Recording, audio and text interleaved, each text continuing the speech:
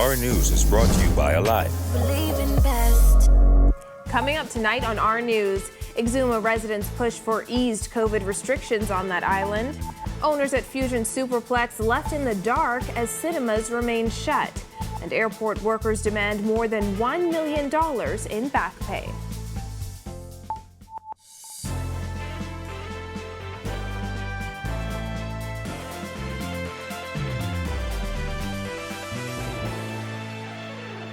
Welcome to Our News and thanks for joining us. I'm Christina Dragovich.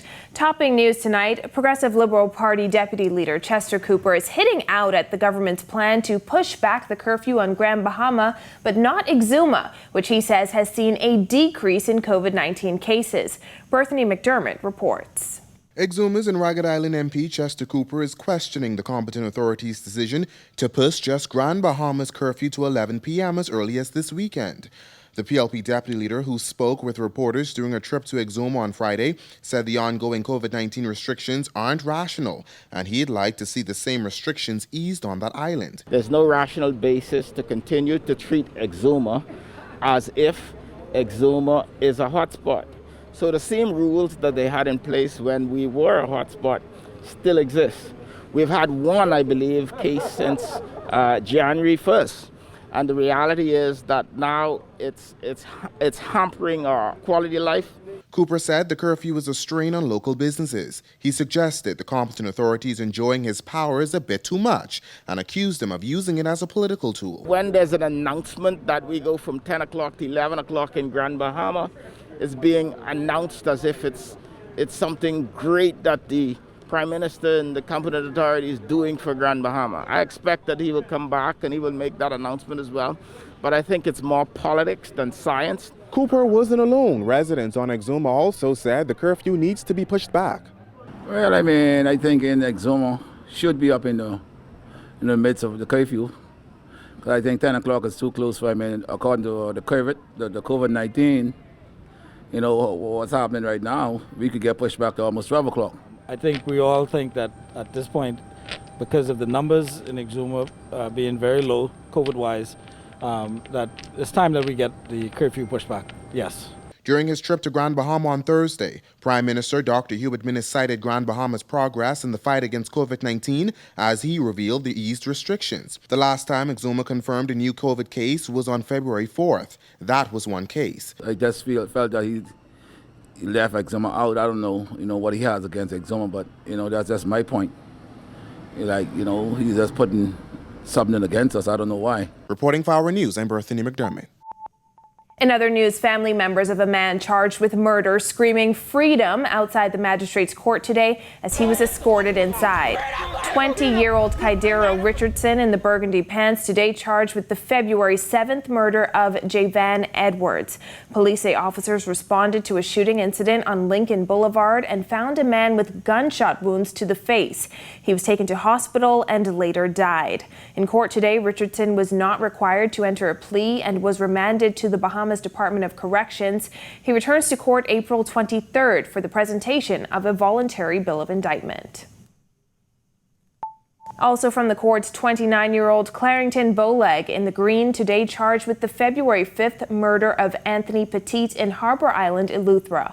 Police say officers responded to a shooting on Barrett Street and discovered the victim's body in the street. Bowleg was not required to enter a plea and was denied bail. He was remanded to prison and returns to court April 30th.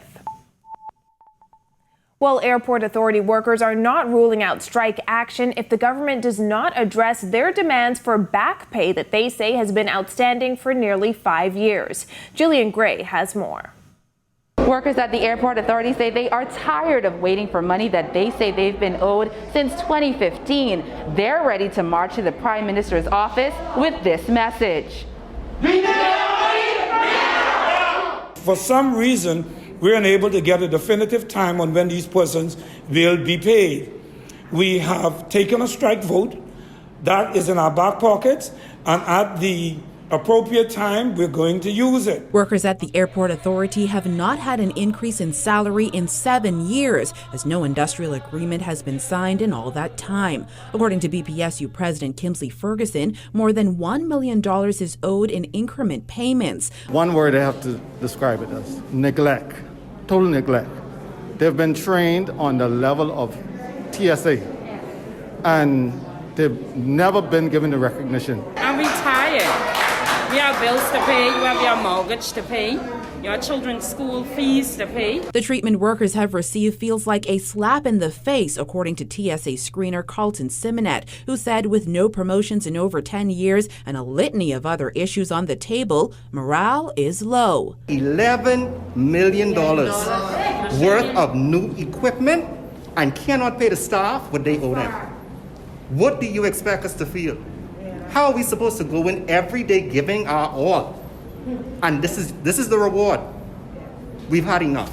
It's plain and simple, we want our money. When you go to work, are you excited to go to work? Hell no. Airport firemen also want their just due, as they say they are owed hardship allowance since they've been working in trailers since Hurricane Matthew. You're working in adverse conditions, but yet they want you to come to work every day, and what you deserve you don't get. They will not put up with broken promises much longer, as the BPSU president said election season levels the negotiating field. These are the same people that these politicians are going to come to and ask for their support in the 2022 general election. I want to say to these people, run them from your doors. Run them from your doors. He demanded that airport workers are given the same assurance by the Prime Minister that nurses received. Everybody else could go to the Prime Minister's office, we could go too. Reporting for our News, I'm Jillian Gray. Fusion Superplex CEO Carlos Folk says he was unhappy when Bahamas Power and Light cut the theater's electricity without notice on the day of disconnection. Here's Jared Higgs. While Folks acknowledges that the company owes BPL $506,000, he believes the matter could have been handled more professionally by BPL. I was unhappy with that. I would say that the nature of business deserves a little bit of a better communication protocol. Fusion had its power disconnected on Thursday morning. Folks says initially they thought the disconnection was a widespread power outage. BPL sent the company a letter demanding payment a few weeks ago, which Fusion says it replied to. Folks says BPL didn't write back, and the next thing they knew, their facility was without its regular power supply. Folks acknowledges that Fusion has an outstanding bill with BPL. However, he says the reason the bill exists is because Fusion has had to repair equipment it says was damaged due to brownout shortly after its opening. We had about $500,000 worth of damaged equipment, and we have put in a claim to BPL to recover this money. Monitors, motors for the refrigeration system, point of sale system, servers, all of the technologies in the building that were affected. Fusion has made its own nearly $500,000 claim for that equipment to BPL. Folks thought the decision to cut power was harsh since Fusion hasn't been allowed to operate anywhere near its full capacity for the past year. Theaters have been barred from opening, even as other parts of the economy, like shopping malls, have been permitted to resume operations. He says there's simply no way, given the current restrictions, that the company could meet the debt obligation. We have one outlet open. Only 10% of the business is allowed to operate. That's the outdoor restaurant. The main services like the theater, the arcade, our event services, none of that is allowed. All right, our indoor restaurant is not allowed. Our VIP theaters are not allowed. And we have our opinions on that. Folks says the company made a $64,000 payment to BPL earlier this month, but it wasn't enough to save them from having their power axed. A meeting between the companies resulted in electricity being restored. Still, Folks says Fusion's view is that the money owed to BPL can be offset by its own claim for its damaged equipment. BPL doesn't agree, though. You can't expect a business like myself and smaller businesses and medium businesses to conduct themselves appropriately when you as a business are not yourselves meeting the obligation to your own customer. All right? And I would like to remind BPL that we're a customer. Customers deserve to be treated in such a way that it's reasonable for us. All right? This is the only service we can get. We don't have another option for power. Reporting for Our News, I am Jared Higgs. Exuma is now the home of a new satellite passport office. Prime Minister Dr. Hubert Minnis, who visited the island for the opening, says it demonstrates the government's commitment to the comprehensive development of Family Islands. He says it is unfair that Family Island residents, with the exception of those on Abaco, were forced to travel to New Providence just to collect their passports. He notes that other satellite facilities are in the works for other Family Islands. The decision was made to open passport offices in strategic islands to provide greater coverage throughout the country because of location and demographic considerations. It was decided that Exuma, Long Island, Eleuthera, and Inagua would be the islands where new passport offices would be located. And here in Exuma, the passport system went live for trial on the 27th of January. Foreign Affairs Minister Darren Henfield says this is another step towards decentralizing government services. Today's event serves to bring nearer our government's policy to decentralize essential services all across our far-flung archipelago. The Prime Minister says it often, and I believe it's worth repeating on this occasion. Just because you live in a family island does not mean that you should be treated less than others who live in New Providence or in Grand Bahama. Well, warm temperatures around the capital today. Greg Thompson is in the Weather Center with the details. Thanks, Christina. I'm meteorologist Greg Thompson with your first look at weather. Very warm day around the islands on this TGIF Friday. Temperatures once again back into the 80s, unseasonably warm. We're in the mid-70s right now, 75 degrees outside our studios with just a few clouds. Your winds out of the southeast at 6 knots. Feels like temperature at 75 degrees Fahrenheit. Satellite view around the area. Beautiful conditions. Once again, that high pressure remains in charge. East to southeasterly flow, bringing some clouds across us. Maybe even a little smattering of showers. That's your first look at weather. Your extended forecast is still to come.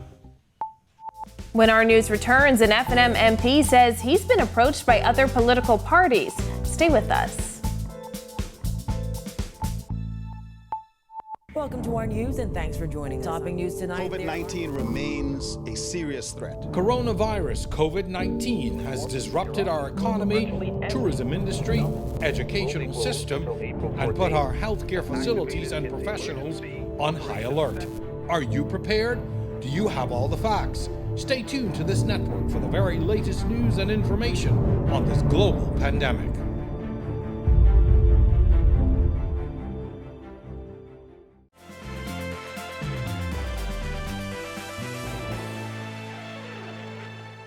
Pine Ridge MP Frederick McAlpine says he's received offers from the Progressive Liberal Party and other political organizations to join them. He says, unfortunately, he doesn't see any of the major parties as a good option for governance. Kyle Joaquin reports. I have not sought a re-nomination in terms of writing or anything because I'm the incumbent. If the party doesn't want, normally incumbents normally stand. If you don't choose to have me as the incumbent to run again, then it's your move. The Pine Ridge MP stating that he has not made a formal application to run again as the Free National Movement's candidate for that area, stating that as the incumbent, that should be a given. However, Prime Minister Dr. Hubert Minnis has already said not all sitting F&M MPs will be given a nomination. While appearing as a guest on the Ara TV show On the Record with host Jerome Sawyer, McAlpine explained that other political organizations, including the Progressive Liberal Party, have already reached out. There have been overtones, and the Progressive Liberal Party, along with other political organizations, have reached out to me.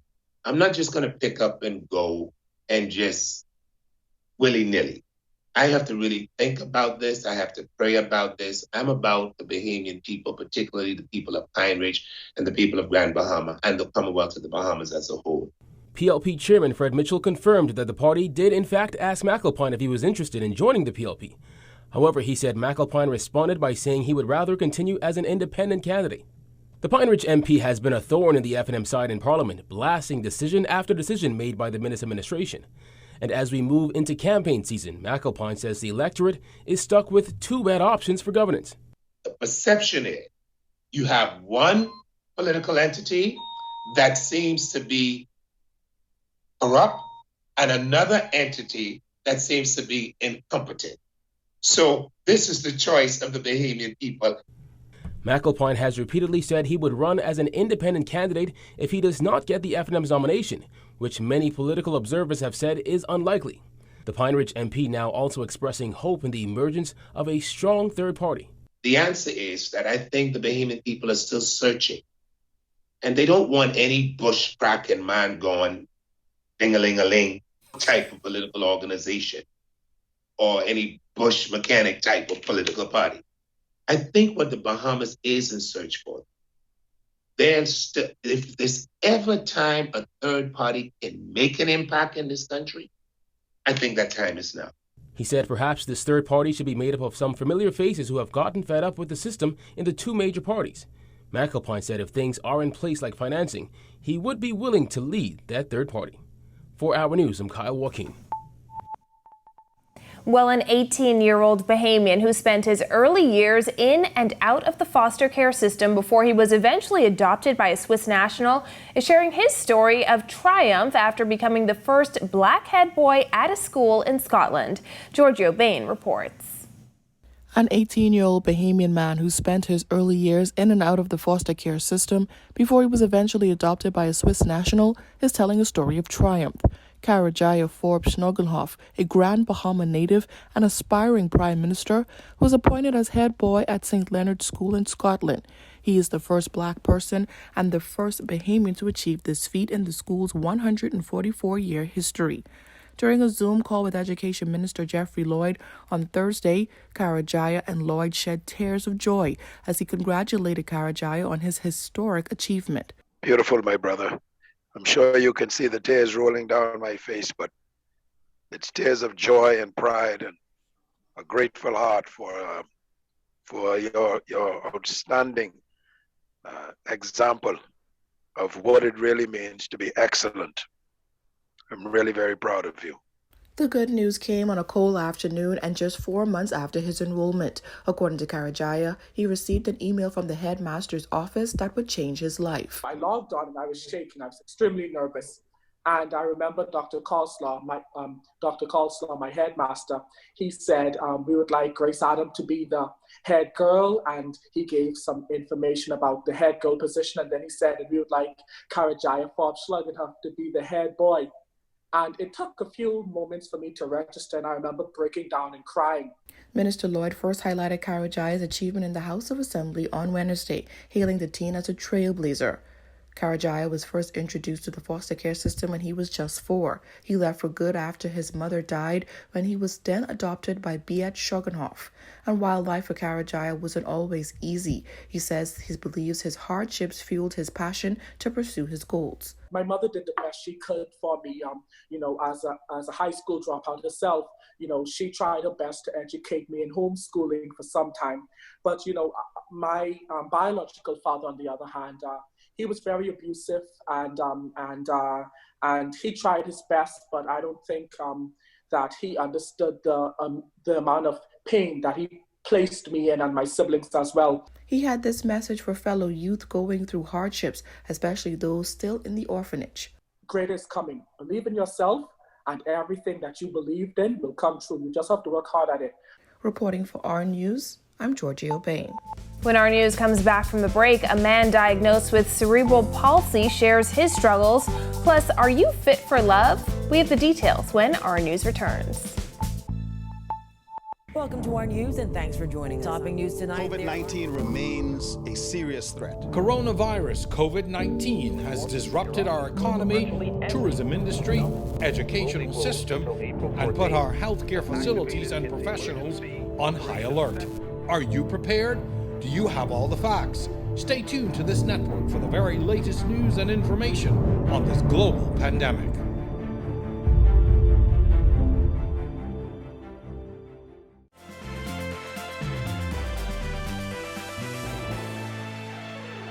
This is Our News. Welcome back. The challenges faced by the disabled community often go unnoticed, but tonight our Bethany McDermott shares the story and struggles of a man living with cerebral palsy in Life Interrupted. Meet 46-year-old Donald Martin. He was diagnosed with cerebral palsy as a child, which he says has a greater impact on the left side of his body and left him with a twisted spinal cord. The disability has left him bound to this wheelchair. But that doesn't stop him. You can find him daily on Farrington Road, just west of Eden Street, selling custom-made face masks, which he says is his bread and butter. It's very slow right now, but I try to get up every day, sell masks to make a living, to feed myself. On a good day, Martin says he sells up to 25 face masks. But as he explains, not every day is so fruitful. Day before yesterday, I been out here from 7 o'clock until 4 o'clock, and I did not tell one. Now, according to Martin, he tries his best to be as independent as possible. But it's not so easy, as he feels the Bahamas isn't too disabled friendly.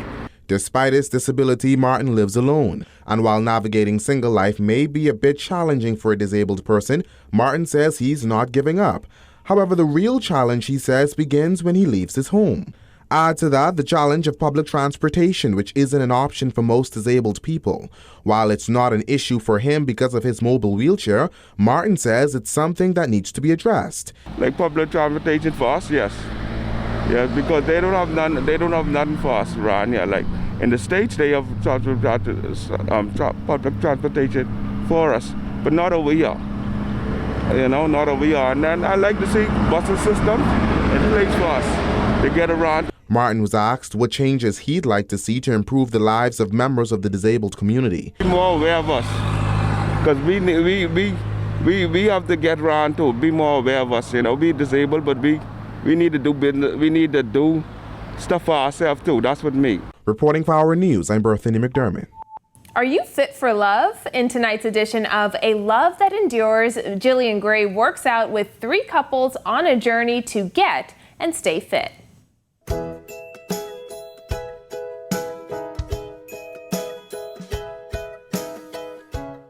When it comes to couples workouts, there's the expectation. And then there's the reality.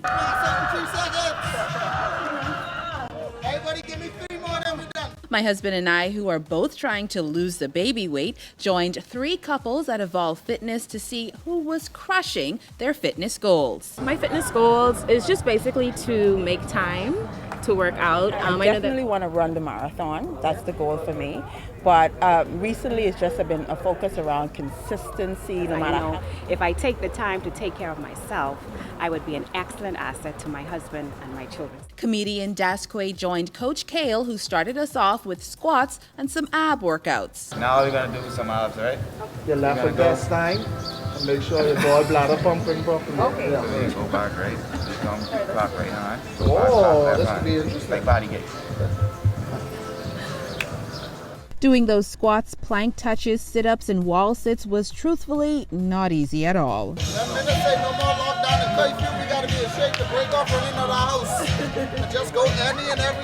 We quickly learned that if we wanted to get through this, we'd need to encourage each other. Come on! Yes! 5, 6, 7, 10 seconds. 8, 9, 10. Rest. Let's go. Knees. A few more sets and Corey and I were not exactly looking Instagram ready. How you hanging in there, Corey? Wide as you can. Doing pretty good. So like this? It's a little tough, but we can make it. After some brutal wall sits, we were done. Even doing it with my spouse made it even more special. It's different. Glenn Davis says he works out 5 days a week for an hour each day. While his wife is not as stringent as he is, she agrees that it's important to be consistent in order to be your best in life. Even last week when everybody was sleeping and all that cold, 5 o'clock I was out on the road. A group of us 4 guys, and we were out every morning. And so for me, she was still in bed like, babes, cover me up while you go in, right? But for me, I have this thing, and because it's lifestyle. After 10 months of marriage, the Charltons are finding their stride as a couple. I think accountability is really good, so get other couples to either come and work out with you, counsel with you through marriage, and just different steps of life. With 18 years of marriage and 4 kids under their belt, it was no shock that Branson and Ashanta Gibson crushed our workout. That's really the goal, just to stay fit. If we lose a pound here and there, that's fine too. But the whole idea is not to go back to where we once were. One thing that all of our couples agreed on is that you must prioritize your health and fitness. Definitely Corey and I will be doing that. But today was such a fun workout, and we definitely proved that we are fit for love. I'm Jillian Gray reporting for our News. Do stay fit, everyone. Now that's some good motivation. Well, the key to healthy teeth may be in what you drink. The details after this. Hey, it's your boy Charlie Bahama, and the new season of Charlie Bahama Show is coming on February 15th. Okay, that 1 hour special starting at 8 o'clock, and we're gonna have all the stars from the RTV TV series, all right? So the Charlie Bahama Show, new season, all that same flair with a little less hair. Watch the new season of the Charlie Bahama Show Monday, February 15th, 8 p.m., 1 hour special. Yeah.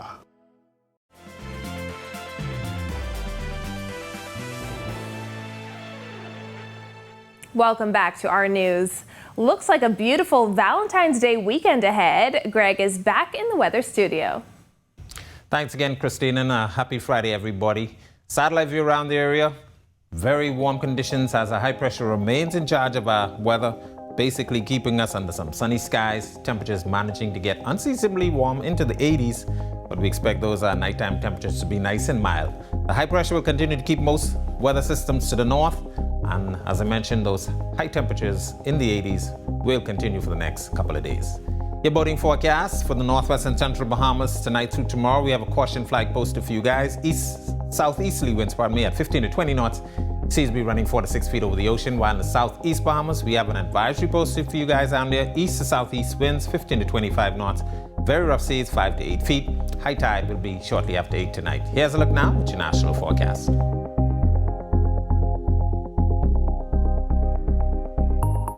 A look now at your extended forecast through Wednesday.